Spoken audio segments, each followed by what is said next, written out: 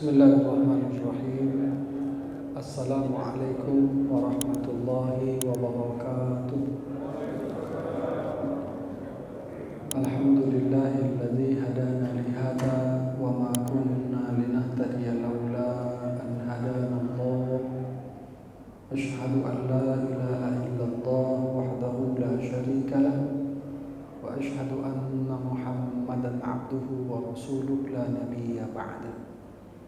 Allahumma salli wa sallim wa barik ala hadzal nabiyil karim wa rasulis sayyidis sanadil azim dzil qalbir rahim Muhammadin wa ala alihi wa ashabihi ajma'in, amma ba'd.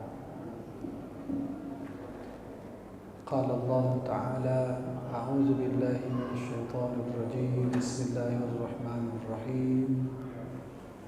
Qad aflahal mu'minun alladzina hum fi salatihim khashi'un. Shadaqallahul azim. Hadirin Bapak Ibu jamaah Maghrib Masjid Al-Muhajirin Komplek Bumi Asri yang dimuliakan Allah. Dua pertemuan sebelum ini, yakni kira-kira sebulan yang lalu, ada pertanyaan tentang seberapa penting kita mengenal diri. Pertanyaan itu sudah kita jawab, meskipun nanti akan ada jawaban-jawaban berikutnya. Karena itu pada pertemuan yang lalu, 2 minggu yang lalu, sebagian jawaban kita berikan. Jawabannya adalah di antara manfaat mengenal diri, kita mengetahui mana yang disebut jiwa, mana yang disebut roh, mana aktivitas jiwa, mana aktivitas roh. Kalau kita bisa membedakan keduanya, maka nanti kita akan tahu beberapa istilah yang selama ini dicampur adukkan. Padahal keduanya berbeda. Salah satu perbedaan itu yang malam ini akan kita jelaskan lebih lanjut adalah tentang konsentrasi dan khusyuk. Seringkali kalau kita mendengar keduanya, maka kita akan mengatakan keduanya sama. Kenapa keduanya kita anggap sama? Karena secara umum keduanya itu menuju pada hal yang sama.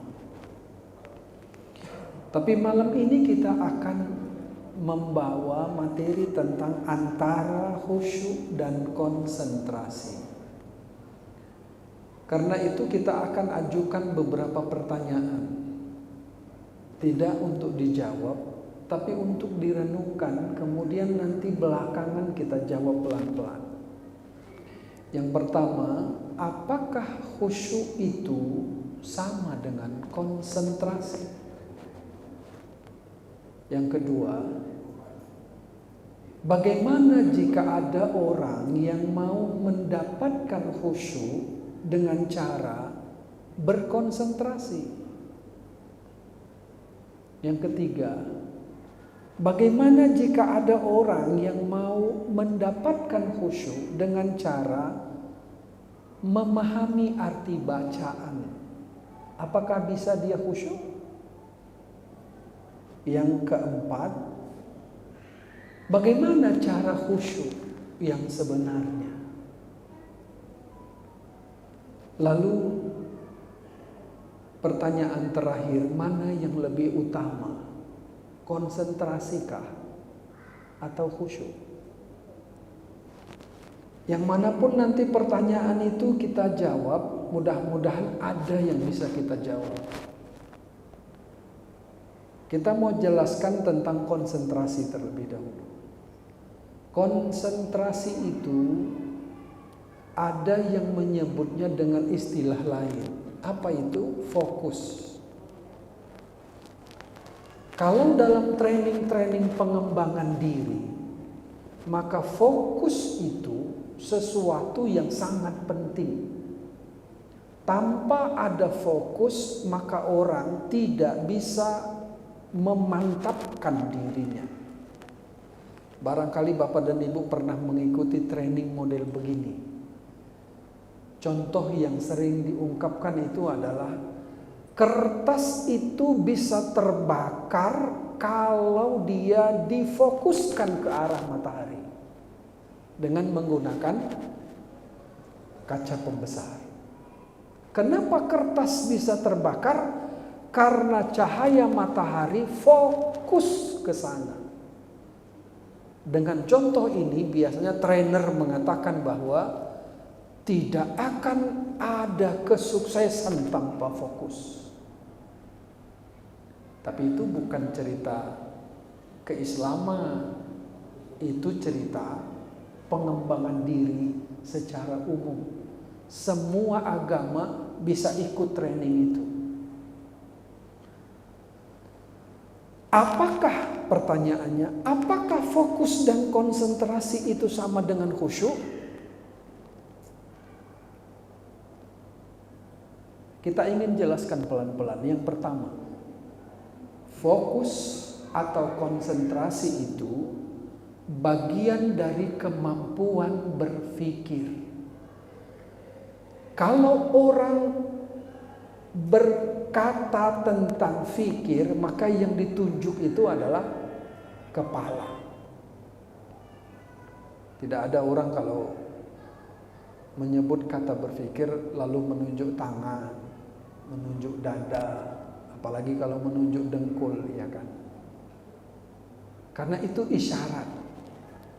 Konsentrasi itu bagian kemampuan berpikir sehingga seseorang melakukan sesuatu tanpa menunda.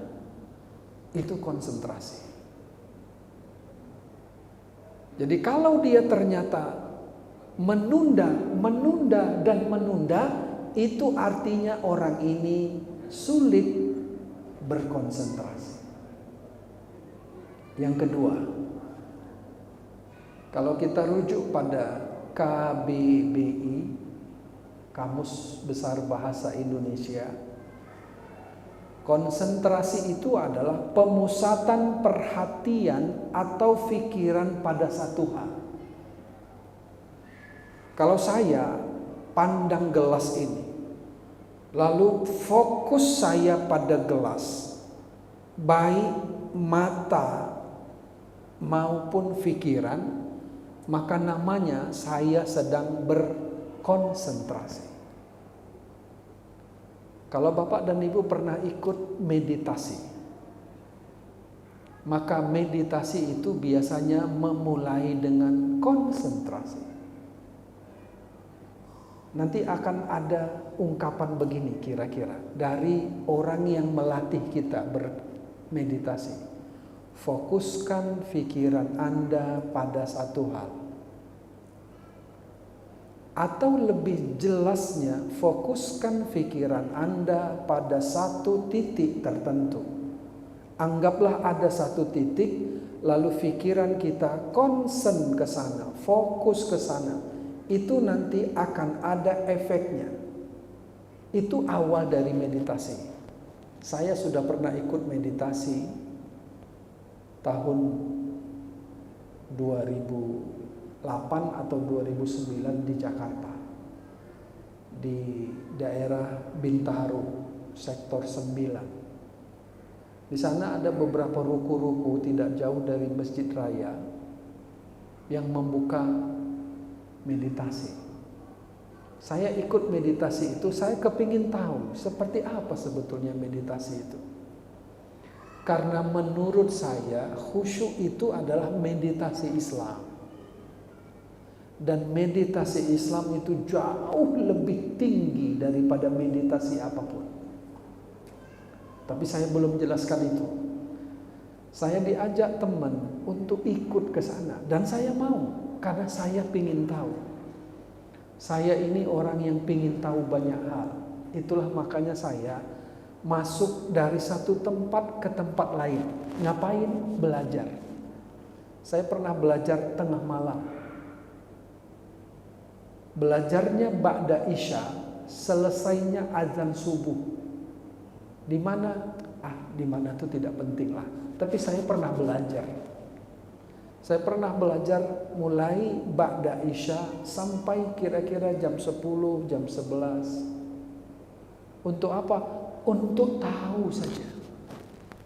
Sebagian yang saya lakukan di tempat belajar itu sekarang sudah saya tinggalkan.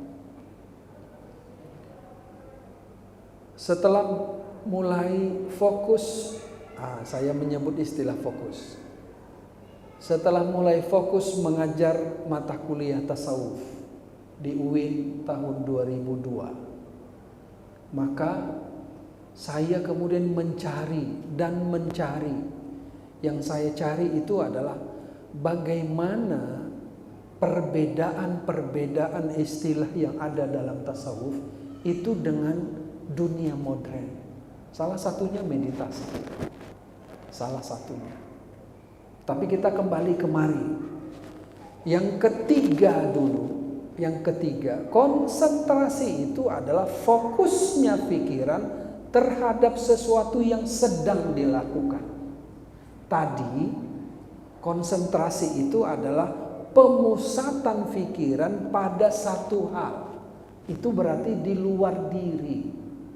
Tapi yang ketiga ini, fokusnya itu pada sesuatu yang sedang kita lakukan. Bapak Ibu sekarang sedang apa? Secara fisik, Bapak Ibu sedang duduk. Bisa nggak fokus pada duduk? Bisa nggak konsentrasi dengan duduk? Kalau orang bisa fokus, bisa konsentrasi, maka dia mendapatkan faedahnya. Meditasi itu dimulai dengan cara duduk yang benar. Yang keempat, fokus atau konsentrasi itu kelanjutannya adalah menjaga perhatian pada sesuatu yang sedang dilakukan sampai selesai. Kalau tadi sedang dilakukan saja, tapi ini sampai selesai. Itu artinya ada kontinuitas, ada keberlanjutan. Kalau ditanya kira-kira konsentrasi itu punya manfaat tidak? Bacalah dalam berbagai literatur, kita akan dapatkan manfaat bahwa ternyata konsentrasi itu menyerap berbagai informasi yang sedang diberikan. Jadi orang kalau dia mampu fokus, mampu konsentrasi, maka dia mampu menyerap informasi. Kalau hari ini kita sedang ngaji, maka orang yang konsentrasi itu bisa menyerap ilmu yang didengarkannya. Hebat, iya hebat sebetulnya konsentrasi itu. Apa tandanya orang tidak bisa berkonsentrasi? Saya kasih contoh, mohon maaf, tidak bermaksud menyinggung siapapun. Orang yang tidak bisa konsentrasi itu biasanya dilihat dari matanya. Orang yang bisa berkonsentrasi, matanya melihat sesuatu untuk jangka waktu yang lebih lama. Kalau dia lihat lama, berarti dia bisa konsentrasi. Kalau saya bicara dengan Bapak Ibu dan Bapak Ibu sedang melihat saya, ketika tatapan mata kita bertemu, tidak ada keberpalingan, itu artinya kita bisa berkonsentrasi. Orang yang tidak bisa konsentrasi itu matanya jelalatan, kalau bahasa Medan. Bahasa Medan itu ya. Bahasa Jawa. Jelalatan itu gini, dia tidak bisa memfokuskan matanya pada satu hal. Matanya itu bergerak secepatnya bergerak. Jadi kalau sebentar dia lihat tiang, maka kemudian dia lihat lampu, terus bergeser. Kalaupun kepalanya tidak bergeser, matanya yang bergerak. Kalau ada orang begitu, maka dia sebetulnya tidak bisa berkonsentrasi. Yang kedua, orang yang tidak bisa berkonsentrasi itu ada gerakan pada tubuhnya yang tidak bisa dia kendalikan. Kata orang refleks, tapi sebetulnya itu bagian dari ketidakmampuannya dalam pengendalian dirinya. Saya kasih contoh, tapi sekali lagi saya mohon maaf pada Bapak Ibu, tidak bermaksud menyinggung siapapun. Ini bicara ilmu saja. Saya pakai kacamata, tapi kalau sebentar-sebentar saya pegang kacamata saya, 1 menit lagi saya pegang kacamata saya, nanti saya pegang lagi dari depan, sebentar lagi dari belakang. Kalau terus-menerus saya memegang ini, itu artinya sebetulnya saya tidak bisa berkonsentrasi. Atau saya meletakkan tangan saya sambil menggaruk, padahal sebetulnya tidak gatal.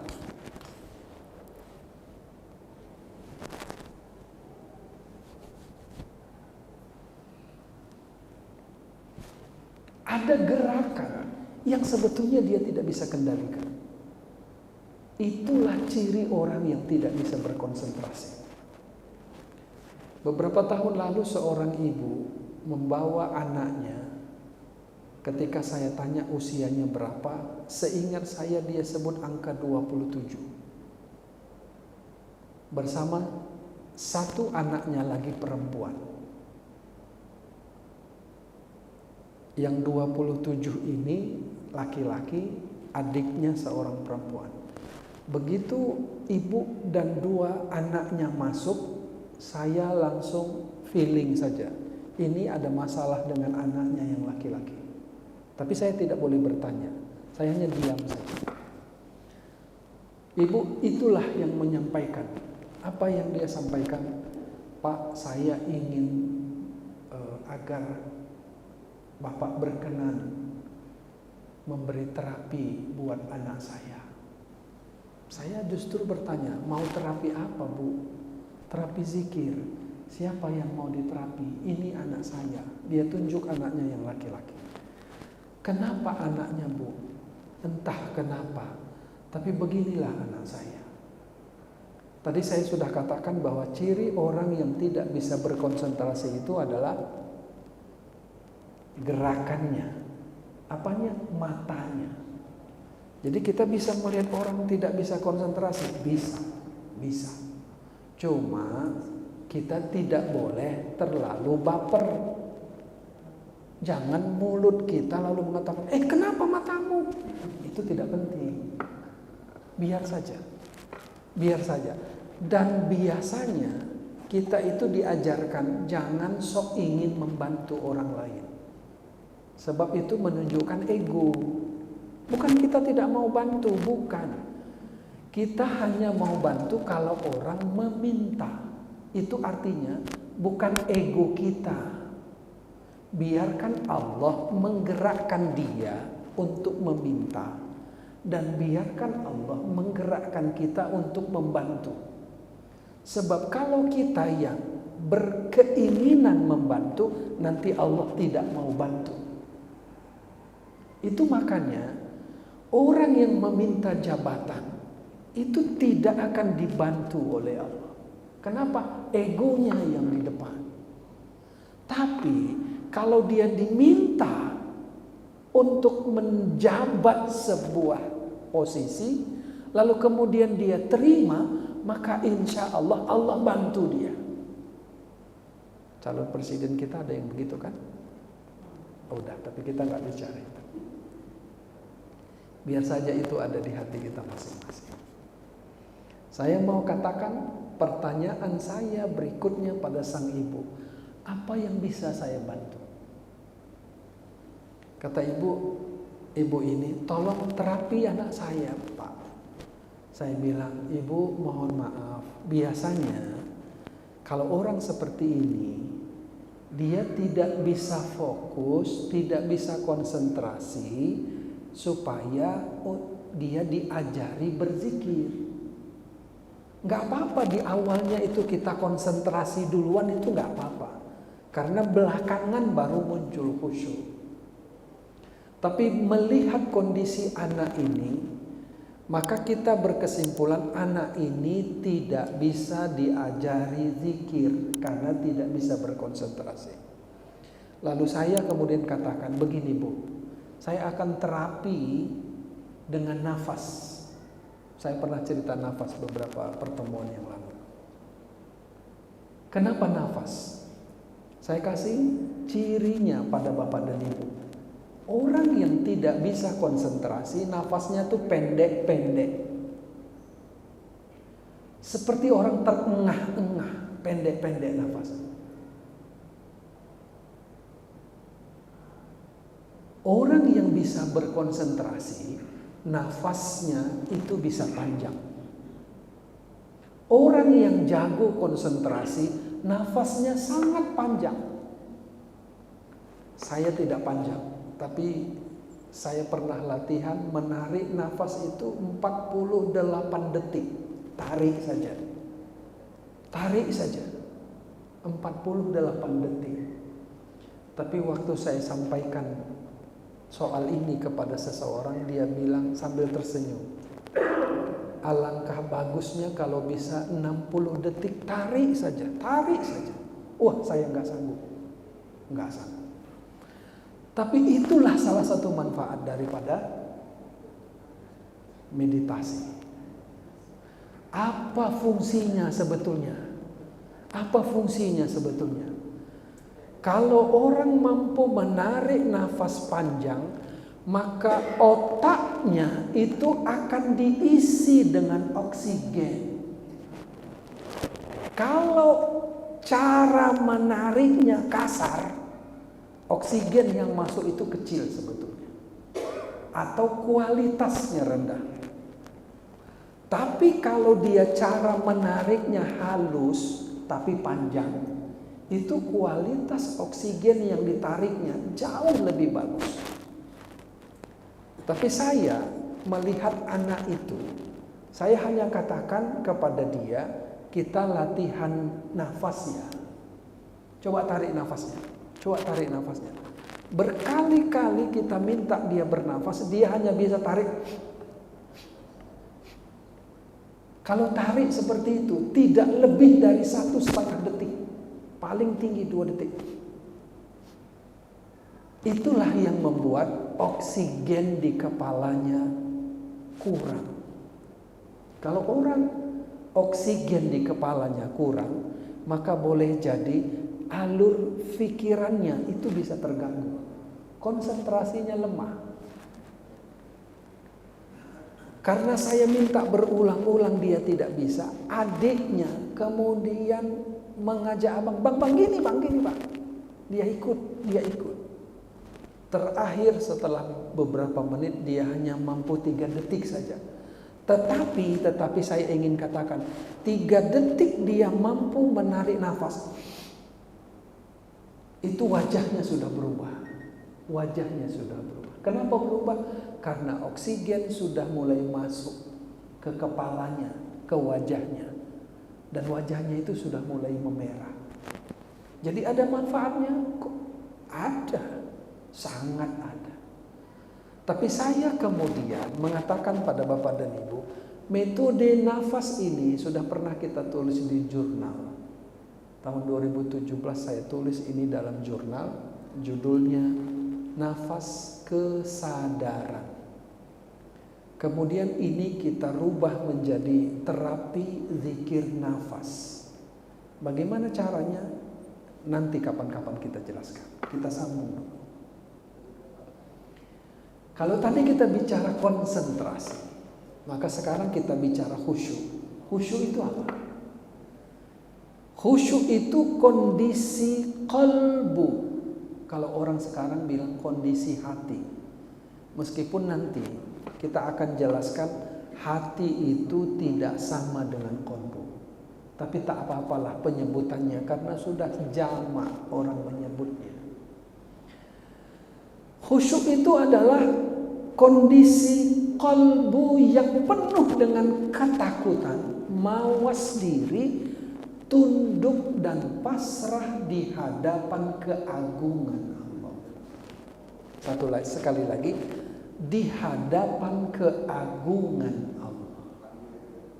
Itulah makanya kadang-kadang kalau orang terbuka batinnya, melihat gunung dia bisa menangis. Kenapa? Karena pada saat itu yang dia lihat itu apa? Bukan gunungnya, bukan.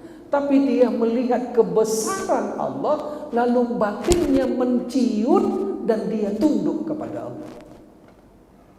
Jadi khusyuk itu bukan cerita sholat saja, bukan. Siapa bilang khusyuk itu cerita sholat saja? Khusyuk itu di dalam dan di luar sholat. Yang membuat akhlak seseorang itu berubah itu khusyuknya. Dan khusyuk itu sebaik-baiknya adalah cari di dalam sholat, pelajari di dalam sholat. Itulah pertanyaan yang diajukan beberapa waktu yang lalu. Kenapa harus cerita khusyuk? Bukankah orang itu punya kelemahan masing-masing? Iya, betul. Tapi kita ingin tegaskan bahwa khusyuk yang ada di dalam sholat kemudian dibawa keluar sholat itu mempengaruhi akhlak seseorang. Bukan hanya akhlak, itu mempengaruhi pikiran seseorang. Bukan hanya pikiran, dia mempengaruhi emosi seseorang. Jadi kalau ada orang yang kerjanya marah-marah, udah buat saja kesimpulan, ini orang tidak bisa khusyuk dalam sholat. Loh kok begitu? Iya, sederhana itu. Tapi jangan bilang sama dia, marah dia. Itu persoalan, jangan bilang sama dia. Cukup itu jadi kesimpulan kita. Dari mana? Ini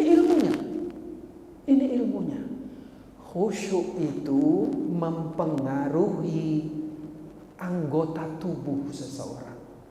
Kata Imam Al-Ghazali, qalbu itu seperti raja. Tentara-tentaranya itu seluruh anggota tubuh ini. Dan khusyuk itu tempatnya di qalbu. Karena qalbu itu raja, maka dia mampu memerintah semua tentaranya. Yang kedua, khusyuk itu sebetulnya gabungan dari berbagai kualitas diri. Jadi nggak bisa orang khusyuk kalau nggak berkualitas dirinya. Diri yang mana itu? Yang pertama, kualitas ilmu. Jadi nggak ada cerita khusyuk kalau nggak belajar ilmunya. Yang kedua, kualitas ruhani. Ruhani itu bukan jiwa. Jadi kalau orang cerita emosional, spiritual freedom teknik misalnya, kan ada yang begitu. Tapi saya nggak mau menyinggung orang, nanti tidak enak. Begini, ketika orang mampu membedakan antara emosional dan spiritual, itu artinya dia bisa membedakan mana jiwa, mana roh. Tapi kalau bagi dia emosional dan spiritual sama saja, berarti dia belum mampu membedakan antara jiwa dan roh. Jadi kualitas apa yang harus ada? Kualitas ilmu. Yang kedua, kualitas ruhani. Itu yang disebut dalam tasawuf namanya dzauq. Yang ketiga, itu yang disebut dengan pengalaman rohani. Dalam tasawuf ini disebut hal, jamaknya ahwal. Gabungan kualitas ketiga inilah mengantarkan orang menuju kepada khusyuk. Khusyuk itu bisa kok. Nggak dipelajari, bisa. Karena khusyuk itu terbagi dua. Ada khusyuk pemberian.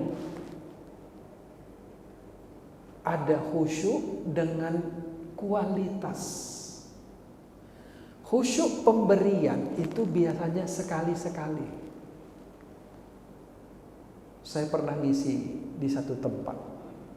Setelah selesai di tempat itu, karena bicara tentang khusyuk, lalu ada jamaah yang komentar, kayaknya berat kali kalau khusyuk seperti itu ya.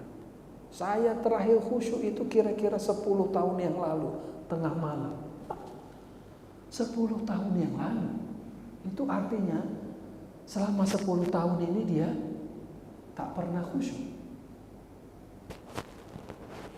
Biasanya orang yang tidak atau belum pernah umroh, belum pernah haji, begitu dia mulai menginjakkan kaki ke Masjidil Haram, itu batinnya sudah bergetar itu. Sudah bergetar. Begitu dia menginjakkan kakinya di Masjidil Haram, itu batinnya mulai bergetar, tubuhnya pun bisa bergetar. Tubuhnya pun bisa bergetar. Ketika dia pandang Ka'bah itu, wah, bukan hanya bergetar, air mata bisa keluar. Dari mana itu? Dari mana itu? Orang yang merasakan itu pun kalau ditanya dia sendiri tak bisa jawab. Kenapa?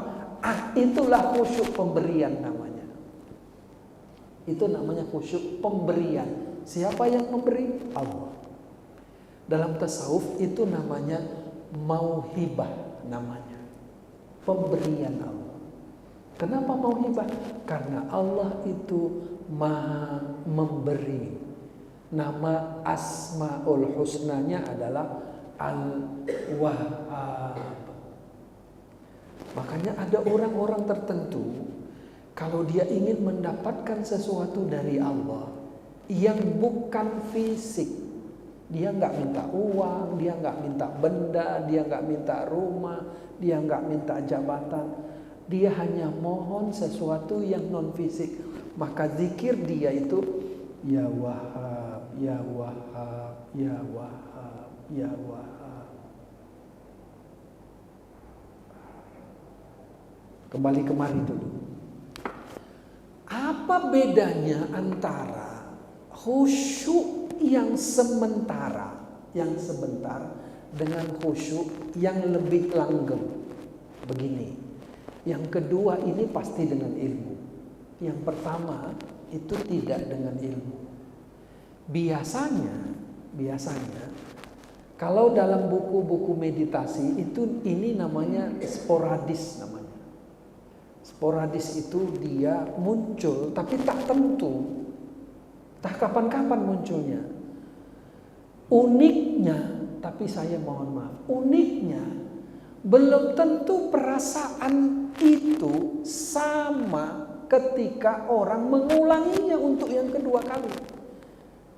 Bahkan sekali lagi mohon maaf, bahkan teman-teman saya pembimbing umroh, saya sering candain mereka. Setelah berkali-kali membawa orang umroh, kita tanya dia, sekali ini pengalamannya gimana? Biasa saja.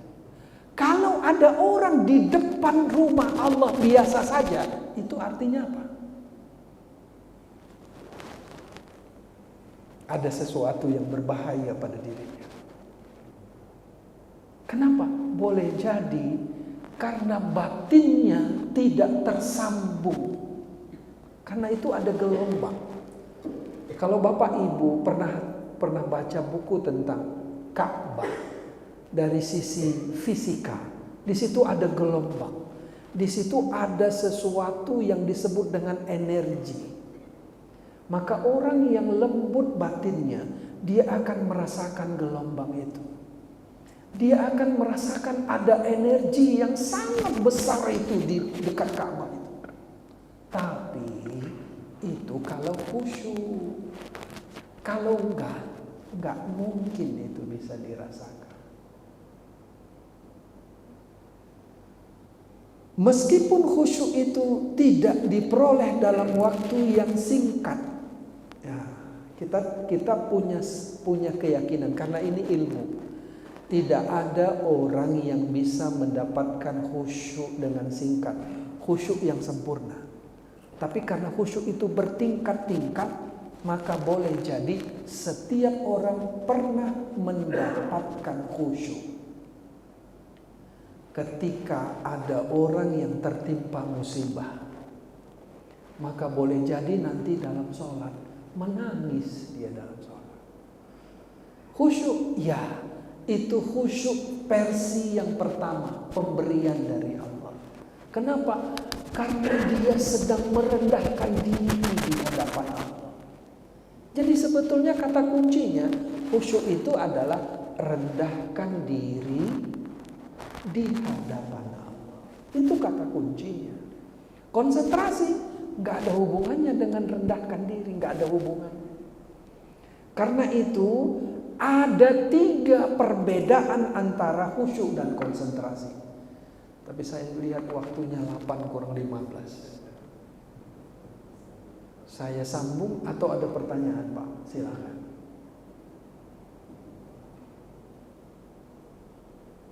Kalau tidak ada, saya sambung saja. Agak bombastis bahasa saya pada pertemuan yang lalu. Seandainya ada orang yang mengatakan bahwa khusyuk itu sama dengan konsentrasi, itu bukan hanya salah, tapi salah besar. Nah, bahasa saya mungkin terlalu bombastis. Karena boleh jadi dengan kalimat itu ada yang tersinggung. Sekarang kita lembutkan lagi. Berbeda loh. Konsentrasi itu beda dengan khusyuk. Bedanya di mana? Pertama, sumbernya beda. Sumber itu yang mana? Asalnya beda. Kalau orang bicara konsentrasi, kalau orang bicara fokus, maka dia sedang menggunakan pikiran.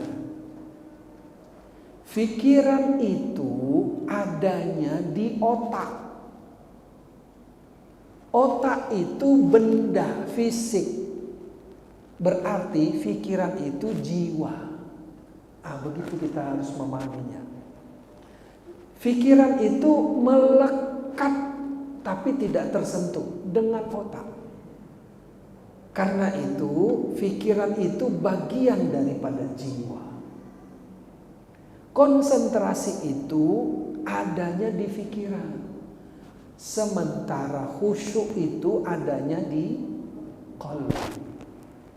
Satu tunjuk ke atas, satu tunjuk ke dada sebelah kiri. Sama? Wah, kalau dari sisi ilmu sudah pasti khusyuk dan konsentrasi itu beda.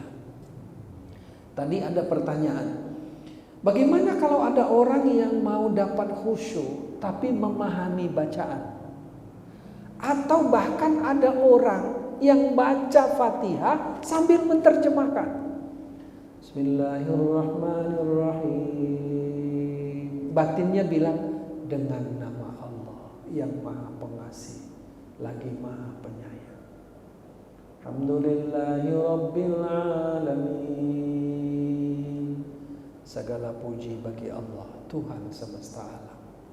Ini orang bisa khusyuk gak? Kita jawab langsung, tidak. Kenapa tidak? Karena dia sedang pakai pikiran. Dia sedang berkonsentrasi. Konsentrasi itu alatnya ini, khusyuk itu alatnya ini. Sama enggak? Enggak sama. Kalau alatnya saja sudah beda, berarti antara keduanya itu berbeda. Sedikit agak bombastis kemarin bahasa saya. Seandainya, nah itu dia. Seandainya orang itu bisa khusyuk dengan mengetahui arti bacaan, maka semua orang Arab pasti khusyuk. Betul nggak orang Arab khusyuk? Enggak lah. Enggak lah. Orang yang pandai bahasa Arab pasti khusyuk? Enggak lah. Enggak. Karena sekian banyak orang yang kita ajarkan pelatihan sholat khusyuk, sebagian itu adalah orang-orang yang jago bahasa Arab dan dia mengakui dia tidak bisa khusyuk. Itu artinya tidak otomatis orang yang tahu arti langsung khusyuk. Sudah ada bel ini. Belum selesai, baru satu perbedaannya. Kalau ada pertanyaan, saya coba hentikan dulu. Silakan Bapak Ibu kalau ada pertanyaan. Ya.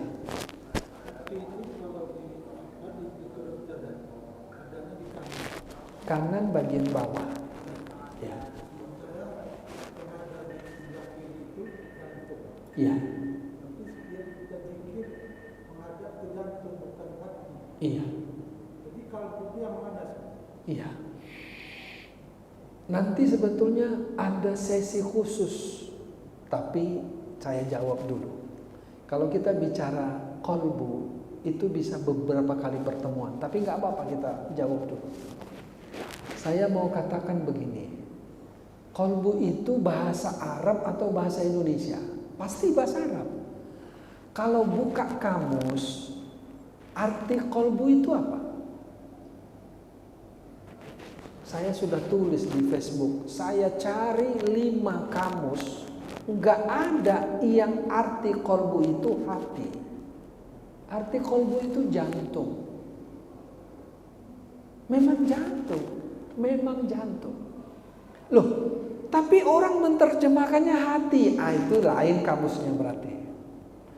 Hati itu bahasa Arabnya kabdun. Kaf, ba, dal. Kalau qalbun itu hurufnya qaf, lam, ba. Hurufnya aja udah beda. Qaf, lam, ba artinya jantung. Tapi kaf, ba, dal, kabdun, kabid. Kadang-kadang disebut kabid, itu artinya liver. Liver itu hati dalam bahasa kita.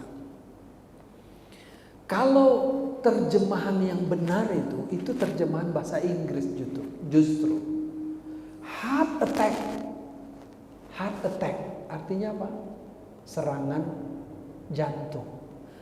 Heart itu cocok terjemahan dari qalbu, artinya jantung.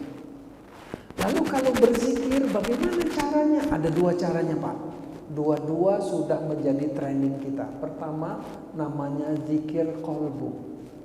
Zikir qalbu itu bedanya apa dengan zikir lisan? Saya kasih clue-nya saja. Zikir lisan itu ada suaranya. Kalau zikir qalbu tidak ada suaranya. Ini metode yang pertama. Ini juga menjadi metode terapi untuk kita lakukan pada beberapa orang. Tapi ada yang kedua. Ada yang kedua. Ada namanya zikir jantung. Jadi zikir qalbu sebetulnya beda dengan zikir jantung. Kemarin 2 hari atau sehari yang lalu, seorang hafiz 30 juz. Bahkan beliau tuh juri hafiz 30. Saya tidak usah sebut namanya. Saya hanya mau bilang, beliau tuh tanya kepada saya, Bang, kebetulan adik kelas saya, Bang, bagaimana kita caranya berzikir yang tidak pernah putus? Kalau zikir lisan tuh kan putus. Karena boleh jadi begitu kita diam putus.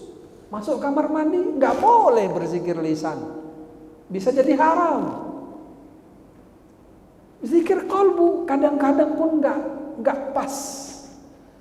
Tapi mengikuti fisik kita, saya bilang lakukan 2 hal. Pertama, pilihlah salah satu di antara 2 atau kedua-duanya. Pertama, zikirlah dengan jantung. Saya sebut zikir jantung karena detak jantung tidak pernah berhenti sejak jantung itu ada sampai kita mati. Jadi kalau orang bisa berzikir sesuai dengan detak jantungnya, dia tidak pernah berhenti berzikir kepada Allah. Kayak mana itu? Saya bilang nantilah, kapan-kapan. Ini kan baru teorinya dulu. Yang kedua, apa yang tidak pernah berhenti dalam diri kita? Yang tidak berhenti dalam diri kita itu nafas. Zikir nafas itu banyak macamnya. Tapi kata syekh ini, fulan itu, ustadz ini, itu zikir nafas itu begini-begini. Saya bilang kebetulan saya banyak faham tentang teori zikir nafas. Mau zikir nafas yang ini, mau zikir nafas yang ini, mau zikir nafas yang ini, boleh yang mana pun jadi. Tapi saya bilang, pilihlah satu, ambillah satu di antara zikir nafas itu yang bisa kita praktekkan, yang mana pun jadi. Karena dua inilah yang tidak pernah putus dalam diri kita. Jadi jantung itu bahasa Arabnya apa? Qalbu. Jadi qalbu itu jantung. Iya, qalbu itu jantung. Bukan hati, sebetulnya bukan. Karena hati itu adalah qalbu. Lalu kenapa kalau orang menyebut qalbu itu dengan hati, efeknya apa? Barangkali nantilah kita bicara. Tapi sekedar menjawab yang ada. Silakan Pak. Assalamualaikum. Ini khusyuk Pak Ustaz. Pertanyaan saya, untuk mencapai khusyuk, apakah kita tidak perlu tahu artinya, atau untuk mencapai khusyuk itu akan lebih dekat kalau kita tahu artinya? Karena sekarang saya lihat Al-Quran pun sudah ada artinya Pak. Kira-kira bagaimana Pak Ustaz? Supaya artinya kita nanti lebih mempersiapkan diri untuk khusyuk.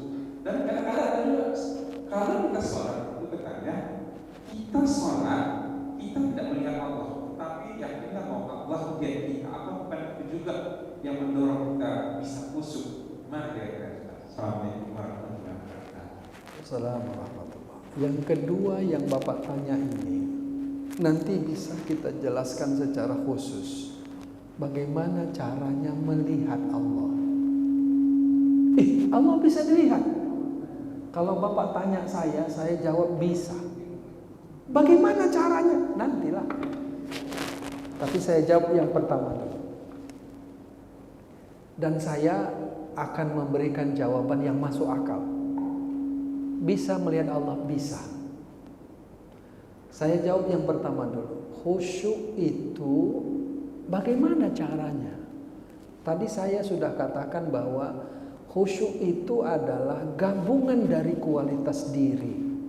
Yang pertama itu kualitas ilmu.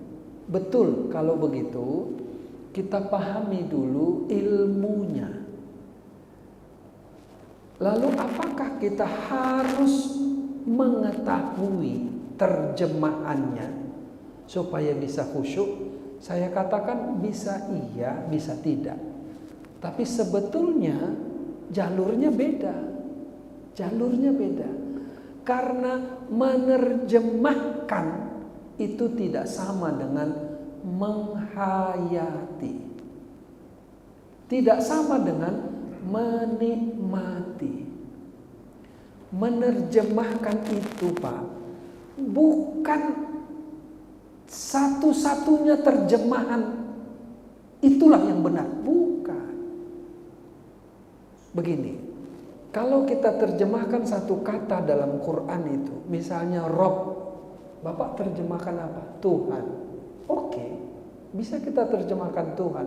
Tapi apakah arti Rob itu hanya Tuhan? Tidak. Tidak. Lalu terjemahan mana yang mau kita pakai? Nah itu artinya kalau kita menerjemahkan ayat demi ayat supaya bisa khusyuk, itu jalurnya salah. Karena menerjemahkan itu pakai pikiran. Jadi bisa nggak tahu artinya kita bisa khusyuk? Bisa. Caranya gimana? Caranya adalah nikmati bacaan itu, resapi bacaan itu, masukkan diri kita dalam bacaan itu. Tapi itu payah menerjemahkannya. Begini, mulailah dengan mengaktifkan kolbu terlebih dahulu. Karena khusyuk itu kerja kolbu, maka biarkan kolbu yang bekerja. Bagaimana caranya?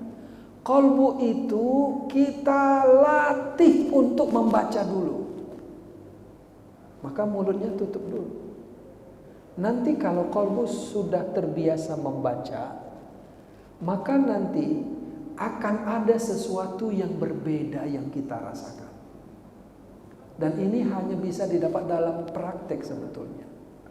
Jadi kalau pertanyaannya bisakah khusyuk dengan menerjemahkan, jawaban saya bisa iya, bisa tidak.